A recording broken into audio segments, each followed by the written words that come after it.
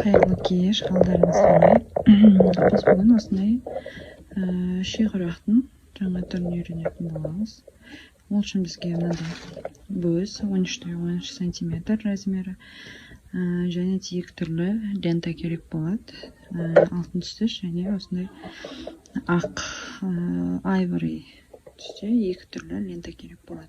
Ең әуелі мен көзін тігіп бастаймын. Көзін тігу үшін мен ортасынан қолмен үтіктеу арқылы осылай центрін белгілеп аламын. Төртке бүктеймін осылай.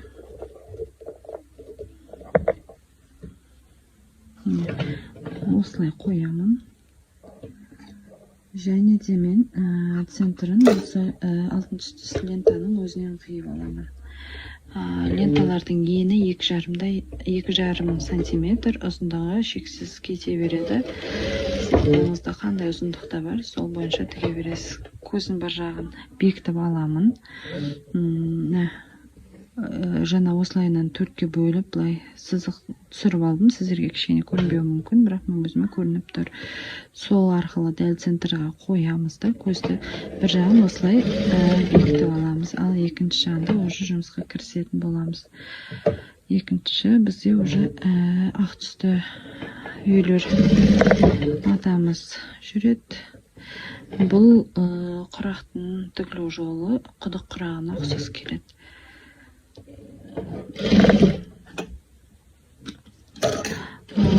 Басқаша варианттармен де тігуге болады. Үшбұрыш қылып кесіп алып ленталарды, бірақ мен ондай мата кесіп отырып уақыт жоғалтқым келмеді. Сол себептен осылай лентаның өзінен тігіп бастадым.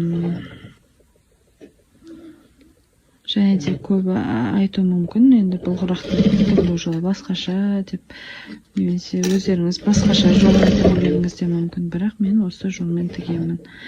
Ал білмейтіндеріңізге бұл ұнайды деген ойдамын.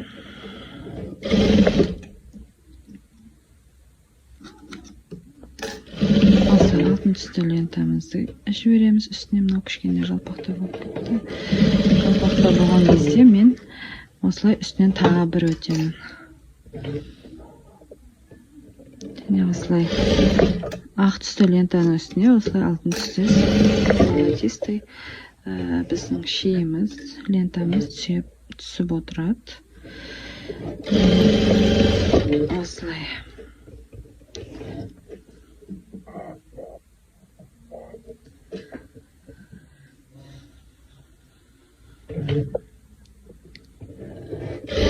Осылай түсіріп отырамыз. Уже соңғысы бізде мына жерді үшбұрышқа кесіп алсақ та болар еді, негізі үшбұрыш қылып айвори цветтен сал жерге де болады. Бірақ мен лентаның өзінен сала беремін. Лентаны осы алтын түсті астында тігілген құраққа бетпе-бет қойып, бірде болып алып тіге беремін. Кішкене шеттері шығып тұрады үйлердің.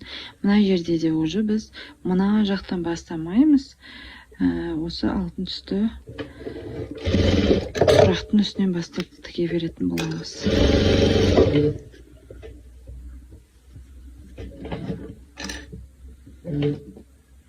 Сәл-пәл аққа қарай жіберіп жатырмын.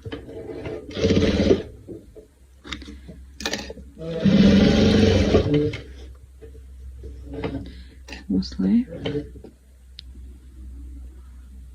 жалғастырып тіге береміз.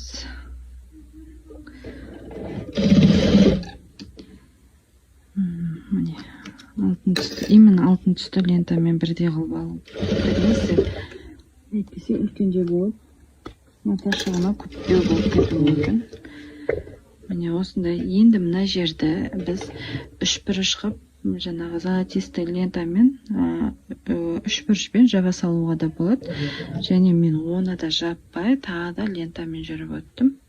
Тобы біздің құрағымыз өзгеше болып шығу үшін. Ал енді мына мен алтын түсті золотистый лентамды мына жермен ориентир ұстаймын, мынаның ортасымен, мына құрақтың ортасымен. осылай ориентир ұстап отырып тігемін. Немесе сіздер мынаумен ориентир ұстасаңыздар болады. Главное, мына бұрышты бізге жабу керекпіз. Сол үшін осы жермен мына жерден мына жерге дейін ориентир ұстасаңыздар да болады осы көз арқылы. Немесе осындай жаңағындай мен айтқандай осы жерінен ұстасаңыздар болады. Мынаумен мына лентаның дәл ортасынан примерно ұстаймын. Мен ориентир қатып қалған қағида жоқ. Өздеріңізге ыңғайлы қылып жасай берсеңіздер болады. Міне осылай ашылғанда міне ұшы кішкене қалады.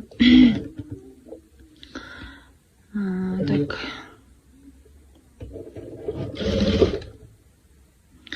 Бұл құрақтың түрін мен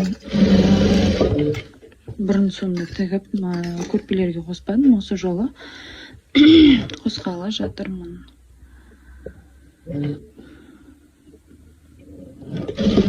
Енді қолыма мән бермеңіздер. Қанап атқан жерлері, жаңа ине кіріп кеткен. Шебердің қолы сондай болады екен енді. Инемен тесіп аламыз, қайшымен қиып аламыз қолымызды.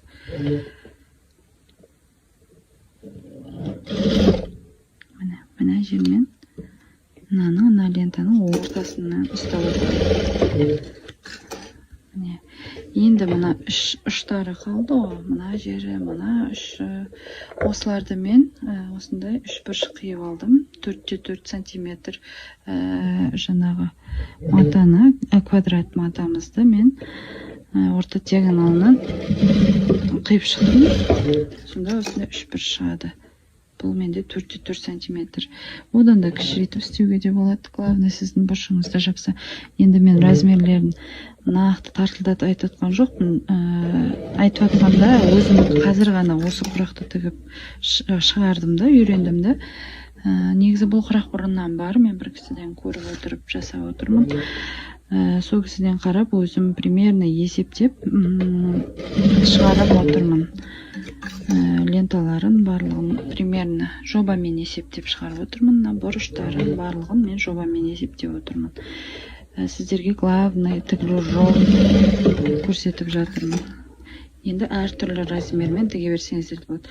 Енді осы дайын болған матамызды біз 4 бұрышқа былай сызып алсақ та болады. Мен сызып алып жатырған жоқпын, уақыт жоғалтып. Мен сразу тігіп жатырмын. Енді сіздер қисық тігіп аламын, менікі қисық болып кетті деп жатырсаңыздар, онда сіздер сызып алыңыздар міндетті түрде, ровный квадрат сызып алыңыздар. Қазір айту мүмкін сонша мата, расход деп. Мен енді басқаша жолын таппадым. Осы жолмен тігіп шықтым. Маған керекті 24 штук құрақ қажет болған. Мен оның барлығын тігіп шықтым. Міне осы соңғы құрағы болатын. Сіздермен де бөліскім келді. Осылай артылған жерлерін мен қиып тастаймын міндетті түрде.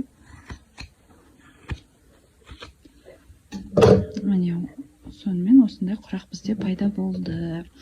Егер менің жұмыстарым сіздерге ұнап жатса, лайк басып, комментарий жазып, каналыма подписаться етуді ұмытпаңыздар.